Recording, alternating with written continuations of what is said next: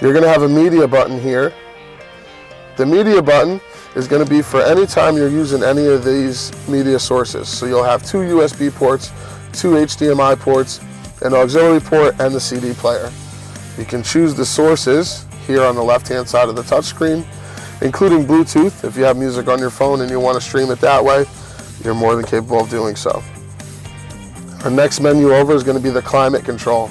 Here's another place where you can get the voice command going. So again, by pushing this button here on the steering wheel, set temperature to 71 degrees. Setting temperature to 71 degrees. So again, the focus here is hands on the wheel and eyes on the road while you're operating the vehicle. You can control your fan speeds here, and you also have manual backups down here to do the same function. If you're in the car by yourself, you can sync the temperatures, and by changing the driver's side, the passenger side will react accordingly. If you have folks who are different strokes in the car, you can change the temperature that way. Our next one is for our cold weather people. We have the heated seats and heated steering wheel in this Ram. When you remote start this vehicle, on the driver's side, if it's below 35 degrees in the cockpit, the heated steering wheel, the heated seat, and the heat will actually kick on automatically. You don't have to leave it on when you go in the house at night.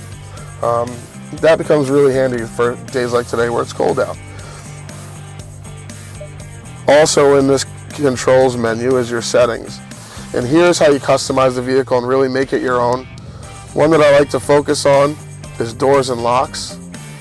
You'll see here sound horn with lock. If you don't like the vehicle to beep when you lock it, you can shut that off. You can make it the first press of the key or also the second press. Again, this is all going to be personal preference. But in the settings menu is how you customize the car and really make it your own. All right, so next we're going to hop into the navigation menu. In the navigation menu, you have a few options. Your view map, which will give you, again, the classic map view. By hitting menu, it'll bring you back to your where to. Here you can choose points of interest. You can type in addresses. You can do trips, which is really nice if there's going to be multiple stops along the way.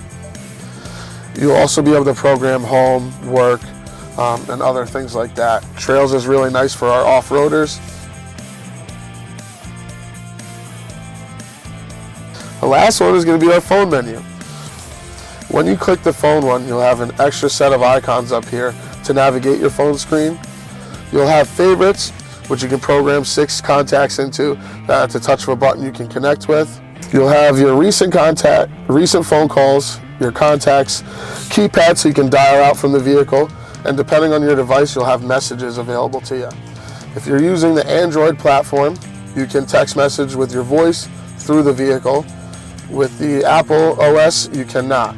Having said that, if you are using an iPhone, you do have access to Siri, and by holding down the voice command button instead of a quick touch, you'll hear Siri's beep and you can give her a command to text, call, ask her what the weather is, basically any function she can do, and it'll come through the vehicle speakers.